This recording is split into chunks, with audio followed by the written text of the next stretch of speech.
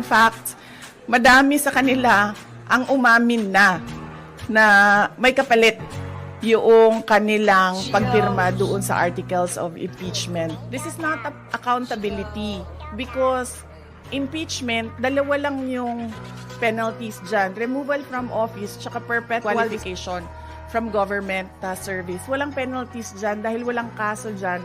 Ang impeachment ay removal process ng isang impeachable officers. Kung gusto talaga nila ng accountability, ay mag-file ng mga kaso dyan sa mga korte. Alam naman natin at alam naman nila na yung mga pirma ng mga congressman, unang-una hindi nila binasa yung articles of impeachment. Pangalawa, marami sa kanila ang tumanggap ng budget o pera kapalit ng kanilang signatures. In fact, madami sa kanila ang umamin na may kapalit yung kanilang pagpirma doon sa articles of impeachment.